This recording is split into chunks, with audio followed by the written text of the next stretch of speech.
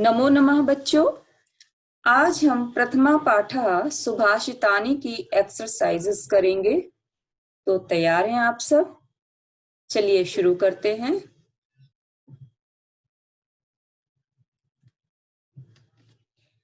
प्रथमा पाठः सुभाषितानि अभ्यास कार्य। तो क्वेश्चन नंबर 1 है सर्वान श्लोकान सस्वरम गायत। तो आपको जब मैंने पिछली वीडियो में आपने देखा होगा और सुना है कि श्लोक को हम सस्वर कैसे गाते हैं, उसकी विधि मैंने आपको बताई थी। तो आप उसी तरह अभ्यास कीजिए और श्लोक को याद करके गाएं। अब क्वेश्चन नंबर 2 है यथा योग्यम श्लोकांशान मेलयत। यथा योग्य श्लोक के अंशों का मेल करें। तो इसके दो पार्ट दिए गए हैं, क और ख। हमें श्लोक का अंश दूसरे श्लोक से मेल करना है। ठीक है, तो देखिए, पहला है जैसे धन धान्य प्रयोगेषु। तो ये तो बहुत इजी क्वेश्चन है। आपने यदि पाठ पढ़ लिया है तो आप श्लोक के अंश देखकर अपने आप मैचिंग कर सकते हैं। फिर भी मैं आपको बता देती हूं। धन्य धान्य प्रयोगेषु विद्याया संग्रहेषु च। ठीक है। दूसरा विस्मयो न हि कर्तव्य बहुरत्ना वसुंधरा। सत्येन धार्यते पृथ्वी सत्येन तपते रविः। सद्भिः विवादं मैत्रीं च न असद्भिः किंचित आचरेत्। आहारे व्यवहारे च त्यक्त लज्जा सुखी भवेत्। तो इस तरह आपको श्लोक के अंशों की मैचिंग करनी है। इसके लिए आप श्लोक जरूर याद करें। ओके, क्वेश्चन नंबर 3 है एक पदेन उत्तरत। एक पदेन, पद और शब्द में अंतर तो आपको पता ही है ना। जब शब्द के रूप चलते हैं विभक्तियां लगाकर तो वो पद बन जाता है। ठीक है, तो हमें एक पद में उत्तर देना है। पृथिव्याम कति रत्नानि। कति, कति मीन्स मालूम है आपको? कति मीन्स कितने। पृथ्वी में कितने रत्न हैं? कितने रत्न हैं? त्रीणि। ठीक है, तो आपको अगर जो भी क्वेश्चन लिखा है उसी अनुसार आंसर देना है आपको। जैसे एक पदेन लिखा है तो एक पद में ही उत्तर देना है आपको। जैसे एग्जाम में आता है श्लोक लिखा रहता है और फिर उसके अंदर से क्वेश्चन पूछे जाते हैं। जैसे ये क्वेश्चन है पृथिव्याम कति रत्नानि, तो श्लोक को पढ़ के आंसर देना पड़ता है। तो बच्चे क्या करते हैं, पृथिव्याम त्रीणि रत्नानि वाली लाइन पूरी उतार देते हैं, तो उसमें आपको 0 मिलेगा। क्योंकि जब क्वेश्चन पूछा गया एक पद में तो आप समझकर अच्छी तरह उत्तर दें, एक पद में ही उत्तर दें। तो पृथिव्याम कति रत्नानि त्रीणि। मूढ़े कुत्र रत्न संज्ञा विधीयते पाषाण खंडेषु। ठीक है, इसका अर्थ भी आपको आना चाहिए। जब अर्थ आपको बताया गया है तो अर्थ भी आना चाहिए, तभी आप आंसर दे पाएंगे। और आपको श्लोक भी याद होने चाहिए। पृथ्वी केन धार्यते। पृथ्वी केन धार्यते, केन मतलब किसके द्वारा धारण की जाती है? तो सत्येन। कैह संगतिम कुर्वीत, किनके साथ संगति करनी चाहिए, किनका साथ करना चाहिए? सद्भी। सद्भी मतलब सज्जन लोगों के साथ। लोके वशीकृति का, संसार में वश को करने वाला कौन है? क्षमा। ठीक है, तो आप पढ़ ही चुके हैं सब। तो इस तरह आपको 1 वर्ड में आंसर देना है, पूर्ण वाक्य में नहीं देना है। जब पूर्ण वाक्य लिखा हो तब पूर्ण वाक्य में देना है। ठीक है, अच्छा। अब नेक्स्ट क्वेश्चन है रेखांकित पदानि अधिकृत्य प्रश्न निर्माणम कुरुत। तो रेखांकित पदों को के अनुसार प्रश्न निर्माण करें, अर्थात जिस पद में, शब्द में क्या है, रेखांकित, अंडरलाइन है, जो वर्ड अंडरलाइन है उसी के अनुसार आपको क्वेश्चन बनाने। क्वेश्चन हम कई तरह से बना सकते हैं, लेकिन यहाँ एक विशेष रूप से अंडरलाइन करके दिया जाता है, सीबीएसई में अंडरलाइन करके देते हैं, तो हमें इसी वर्ड के अनुसार आपको क्वेश्चन बनाना है। तो सत्येन वाति वायु, पहले तो आप इसका अर्थ समझिए। सत्य से हवा बहती है, तो सत्येन, अब हम क्वेश्चन करेंगे किससे हवा बहती है ना। जब क्वेश्चन बनाना है तो हमारे दिमाग में क्वेश्चन आएगा किससे हवा बहती है, तो किससे की संस्कृत क्या होगी, कह कौ के, कम कौ कान, केन काभ्याम कह, तृतीय विभक्ति एक वचन लगाना पड़ेगा, ठीक है। किम पुल्लिंग का तृतीय विभक्ति एक वचन लगाना पड़ेगा, तो केन होगा, यहाँ पे क्या होगा, केन। केन वाति वायु। आपको प्रश्न जो है फुल सेंटेंस में लिखने हैं। ये एक एग्जाम्पल के तौर पे ये बता दिया है कि इसको चेंज करने के, इसकी जगह ये वाला वर्ड आएगा, और बाकी सब एज इट इज आएंगे। और जब आप प्रश्न बना लेंगे तो पूर्ण विराम हटाकर क्वेश्चन मार्क लगा देंगे, ठीक है। तो एग्जाम में जब आपको लिखना पड़ता है तो फुल सेंटेंस में लिखेंगे। केवल केन लिखकर छोड़ देंगे तो अगर 1 मार्क का है तो हाफ मार्क मिलेगा या नहीं भी मिलेगा, ठीक है। तो जब लिखने को आए तो प्रश्न निर्माण जो है फुल सेंटेंस में करना है और बाद में क्वेश्चन मार्क भी लगाना है। तो इसका हुआ केन वाति वायु। ओके। सद्भि एव सहासीत, सज्जन लोगों के साथ ही बैठना चाहिए। तो सद्भि, हम क्वेश्चन करेंगे, तो हमारे दिमाग में क्वेश्चन आएगा किनके साथ बैठना चाहिए, किनके साथ, साथ जिसमें होता है तो तृतीय विभक्ति होती है ना, जनकेन सह पुत्रः जनकेन सह गच्छति, बालिकाः बालकैः सह क्रीडन्ति। तो साथ के लिए हम तृतीया का प्रयोग करते हैं। तो हम ये सज्जन, सज्जन मतलब सज्जन पुरुष, ये पुल्लिंग हो गया ना, तो हमें पुल्लिंग कैह लगाना पड़ेगा, कैह, कैह एव सहासीत, किनके साथ बैठना चाहिए, उठना बैठना चाहिए, ठीक है। फिर नेक्स्ट है वसुंधरा बहुरत्ना भवती, पृथ्वी अनेक रत्नों वाली होती है। तो हमारे क्वेश्चन क्या आएगा, हमारे दिमाग में क्या उठेगा, कौन अनेक रत्न वाली होती है, तो कौन की संस्कृत आप स्त्रीलिंग में लिखेंगे, का बहुरत्ना भवती, ठीक है। कह नहीं लिखेंगे, कह लिख देंगे तो पुल्लिंग हो जाएगा, और वसुंधरा तो स्त्रीलिंग है ना। का बहुरत्ना भवती। विद्याया संग्रहेषु त्यक्त लज्जः सुखी भवेत्, विद्या के संग्रहों में जिसने शर्म छोड़ दी है वह सुखी होता है, ठीक है। तो अब आपको क्वेश्चन इसके अनुसार बनाना है जो अंडरलाइन है। तो किसके संग्रह में, किसके संग्रह में, और विद्या स्त्रीलिंग है तो किसके स्त्रीलिंग वाला वर्ड आएगा, कस्याह।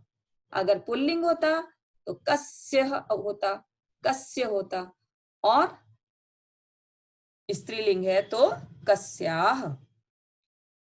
अब है सद्भि मैत्रीम कुर्वीत, सज्जनों के साथ मित्रता करनी चाहिए। अब मैत्रीम में अंडरलाइन है तो हमें ये सोचना है कि सद्भि मैत्रीम कुर्वीत मतलब सज्जनों के साथ हमें क्या करना चाहिए। मैत्रीम मतलब यहाँ पे मैत्रीम की जगह हम क्या करेंगे, क्या, सज्जनों के साथ हमें क्या करना चाहिए, मैत्री करना चाहिए, ठीक है। ये हो गया किम। तो सद्भि किम कुर्वीत, सज्जनों के साथ हमें क्या करना चाहिए। ओके। नेक्स्ट है क्वेश्चन नंबर 5, प्रश्नानाम उत्तराणी। अब देखो ये जो है शब्द जोड़ के बना दिए गए, इसमें संधि है। प्रश्नानाम हलंत, फिर माँ का उ निकल आएगा। उत्तराणी लिखत, प्रश्नानाम उत्तराणी लिखत। संस्कृत को जब आप संधि विच्छेद करके पढ़ते हैं तभी उसका अर्थ समझ में आता है। तो प्रश्नों के उत्तर लिखें। अब इसमें ये तो नहीं लिखा कि एक पद में लिखें, तो इसका मतलब आपको फुल सेंटेंस में आंसर देना है। कुत्र विस्मयः न कर्तव्यः, कहाँ आश्चर्य नहीं करना चाहिए। दाने तपसि शौर्ये विज्ञाने विनये नये च विस्मयः न कर्तव्यः, यतः वसुंधरा बहुरत्ना अस्ति। ठीक है, इनमें विस्मय आश्चर्य नहीं करना चाहिए क्योंकि पृथ्वी तो अनेक रत्नों वाली है। पृथिव्याम त्रीणि रत्नानि कानि, पृथ्वी में 3 रत्न कौन कौन से हैं। तो आप आंसर बनाएंगे पृथिव्याम त्रीणि रत्नानि। अब रत्नों के नाम लिख देंगे, जलम अन्नम सुभाषितम च संति। बहुवचन है ना ये सब, तो संति। ठीक है, नेक्स्ट है त्यक्त लज्जः कुत्र सुखी भवेत्, अर्थात जिसने संकोच छोड़ दिया है वो कहाँ सुखी होता है। तो किसमें संकोच छोड़ देने से व्यक्ति सुखी होता है। धन्य धान्य प्रयोगेषु, विद्यायाः संग्रहेषु, आहारे व्यवहारे च त्यक्त लज्जः सुखी भवेत्। ठीक है, तो ये आपके आंसर हो गए। नेक्स्ट क्वेश्चन है मंजूषातः पदानि चित्वा लिंगानुसारम लिखत। मंजूषा, मंजूषा होती है खिड़की या विंडो या बॉक्स। ये देखो ये विंडो बनी हुई है ना, तो ये है मंजूषा। ठीक है, इसमें वर्ड्स दिए हुए हैं, हेल्पिंग वर्ड्स। ये मतलब ये वर्ड्स दिए हुए हैं, इनको अलग अलग लिंग के अनुसार छांटना है। ठीक है, पुल्लिंग वाले शब्द पुल्लिंग के नीचे रखना है, स्त्रीलिंग वाले स्त्रीलिंग के नीचे, और नपुंसकलिंग वाले नपुंसकलिंग के नीचे। आप इस तरह भी लिख सकते हैं, और या तो फिर आप हेडिंग डालकर इस तरह लिख सकते हैं पुल्लिंग और उसके आगे पुल्लिंग के शब्द, स्त्रीलिंग स्त्रीलिंग के आगे स्त्रीलिंग के शब्द, और नपुंसकलिंग उनके आगे नपुंसकलिंग के शब्द। तो हमारे पुल्लिंग है, आपको इसके लिए रूप आने चाहिए। ठीक है, तो पुल्लिंग है रवि, ठीक है, और वन्नी और सुखी। ठीक है, ये पुल्लिंग है। वसुंधरा, पृथ्वी और संगतिम स्त्रीलिंग है, और रत्नानी, सत्येन और अन्नम ये नपुंसकलिंग है। ठीक है, ठीक है, तो ये आपके पुल्लिंग स्त्रीलिंग नपुंसकलिंग के अनुसार आपका ये विभाजन हो गया। तो इस तरह आपको छांटना है। ओके, अब है क्वेश्चन नंबर 7। अधोलिखित पदेषु धातवः के सन्ति, नीचे लिखे हुए पदों में धातु कौन कौन से हैं। ठीक है, करोति, जैसे करोति पद है, ये है ना, करोति एक क्रिया पद है, करता है, करोति मीन्स करता है। सह पठनम करोति, वो पढ़ाई कर रहा है, ये वो पढ़ाई करता है। तो ये करोति शब्द है, क्रियापद है, और क्रियापद किससे बनते हैं, धातु से, रूट है ना धातु। तो वो है करोति पद में क्री धातु है। क्री मीन्स करना, क्री मीन्स करना, और करोति मीन्स करता है। ठीक है, तो रूट क्या है इसकी, क्री, और इसका वर्ब बना करोति। ठीक है, तो क्री धातु, करोति में क्री धातु, क्री मीन्स करना, करोति मीन्स करता है। अब ये है पश्य। अच्छा, करोति जो है लट लकार का प्रथम पुरुष एक वचन है। आपको लकार सभी आने चाहिए। संस्कृत में टेंस को लकार कहते हैं ना, लट लकार, भूतकाल, लट लकार, लंग लकार, लिट लकार। तो लट लकार वर्तमान काल, लंग लकार भूतकाल, लिट लकार भविष्यत काल, और आपके 7th में लोट लकार भी है। लोट लकार जो होता है वो आज्ञा के सूचक में होता है, आज्ञा देने के। ठीक है, तो अब ये पश्य जो है ना, पश्य ये लोट लकार का रूप है। पश्य मीन्स देखो, पश्य मीन्स देखो। तो अब इसकी जो धातु है वो दृश धातु है। दृश मतलब देखना, दृश मतलब देखना। और इसके रूप चलते हैं पश्यति, पश्यता, पश्यन्ति। ठीक है, तो पश्य मीन्स देखो, दृश मीन्स देखना। भवेत, भवेत ये विधिलिंग, विधिलिंग लकार का रूप है। विधिलिंग चाहिए के अर्थ में होता है। तो भवेत, भवेताम, भवेयुः, लाइक दिस इसके रूप चलते हैं। तो भवेत मतलब होना चाहिए, तो ये विधिलिंग का रूप है। और इसकी धातु है भू। भू मतलब होना, भू मतलब होना। तिष्ठति ये लट लकार का रूप है। तिष्ठति मतलब बैठता है, ठहरता है।